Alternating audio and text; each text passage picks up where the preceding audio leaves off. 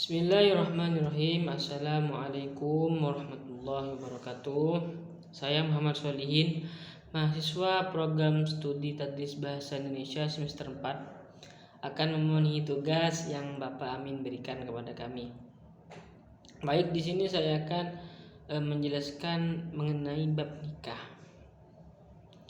Allah Subhanahu wa taala berfirman di dalam surah Az-Zariyat ayat 49. Allah berfirman di dalamnya, A'udzu billahi minasyaitonir rajim. Bismillahirrahmanirrahim. Wa min kulli syai'in khalaqna zawjaini la'allakum tadhakkarun. Shadaqallahul azim. Di mana dalam ayat tersebut Allah mengatakan, dan kami ciptakan sesuatu itu secara berpasang-pasangan agar kalian ingat akan kebesaranku, kata Allah. Jadi memang perlu kita ketahui, Allah itu menciptakan sesuatu memang berpasang-pasangan.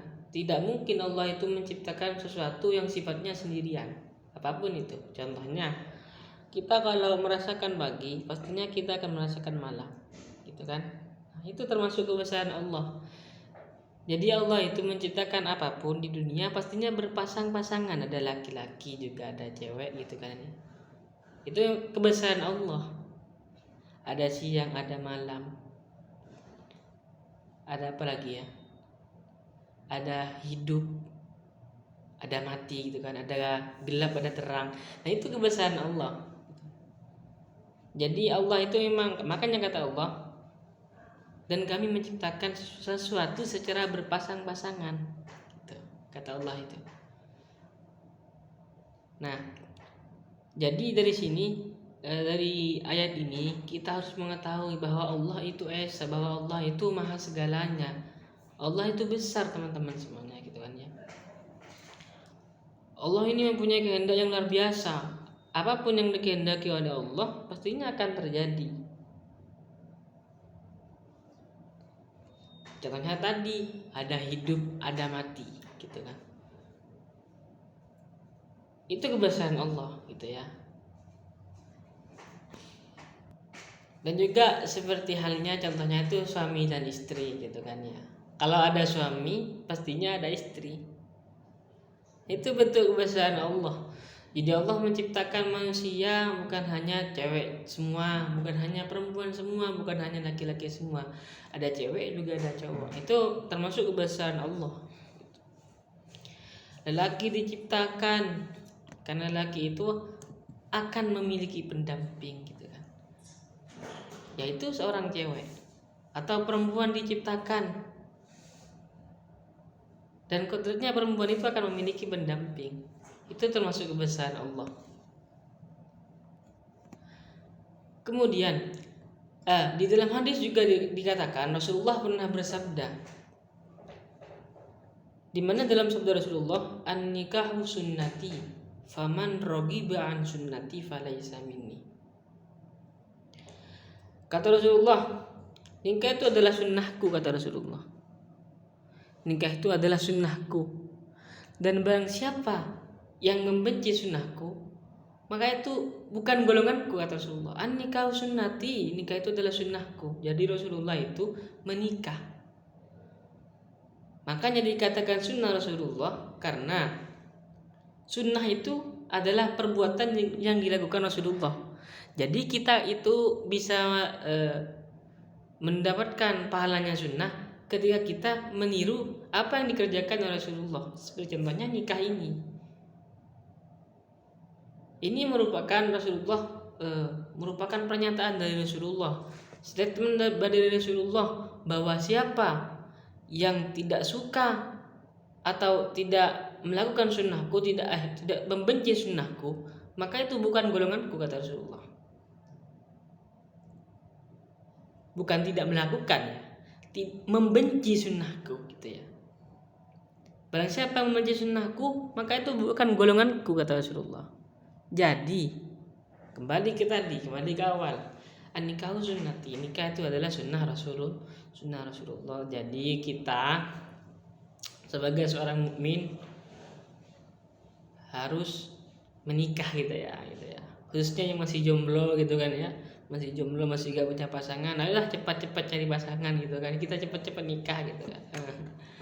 Karena kenapa? Nikah itu adalah sunnah Rasulullah teman-teman semuanya.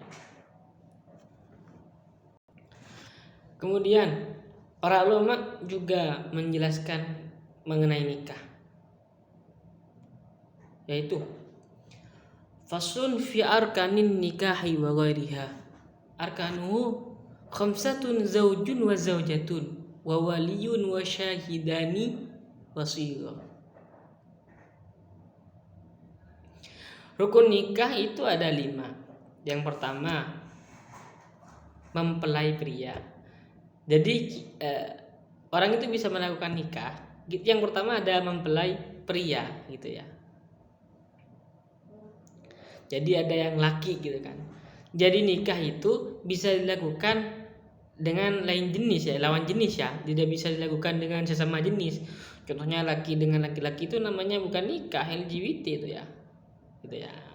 Jadi laki-laki dengan perempuan itu rukunnya nikah. Yang pertama adalah mempelai pria, yang kedua adalah mempelai wanita. Ada mempelai pria, ada mempelai wanita. Kemudian rukun nikah itu ada wali. Jadi kalau ada orang mau nikah gitu ya, tapi tidak ada walinya, itu nggak sah. Kenapa? Kalau sah, makanya bisa saja kita itu laki cewek perempuan cewek cowok gitu, nikah di pinggir jalan gitu kan, kalau gak ada walinya. Makanya rukunnya nikah itu harus ada wali. Yang kedua ada saksi. Jadi bukan hanya wali, juga ada saksi. Siapa saksi? Bisa saudara kita, bisa tetangga, bisa sebagai saksi. Itu rukunnya nikah. Jadi kalau kita mau nikah itu ada mempelai pria, ada mempelai wanita, ada wali, dan juga ada saksi. Nah, dan yang kelima, pria sudah ada, wanita sudah ada, wali sudah ada, kemudian saksi sudah ada. Nah, kemudian ijab kabul, gitu kan? Ijab kabul, serah terima bahwa sudah menerima nikahan lah gitu ya, dibacain khutbah terus diakad waktu itu. Nah, itu namanya rukun nikah. Jadi mempelai pria, mempelai wanita, ada wali, ada saksi, dan juga ijab kabul. Dari 5 ini harus dipenuhi. Salah satunya tidak ada, maka nggak bisa. Ada pria gitu kan, ada wanita, juga ada wali, ada saksi, tapi gak ijab kabul. Nah, itu nggak bisa rukun. Jadi rukun itu harus dipenuhi. Kalau rukun itu dipenuhi, maka tidak akan sah sesuatu itu. Contoh lainnya ya, rukun wudhu itu ada 6. Ketika kita menghilangkan satu rukun wudhu, maka itu wudhunya kita nggak sah. Rukun sholat itu ada 13 ya. Kita buang satu rukun sholat, maka nggak sah sholatnya kita. Rukunnya sholat contohnya Al-Fatihah, kita buang surat Al-Fatihah, kita tidak baca surat Al-Fatihah, maka itu nggak sah. Gitu ya. Nah,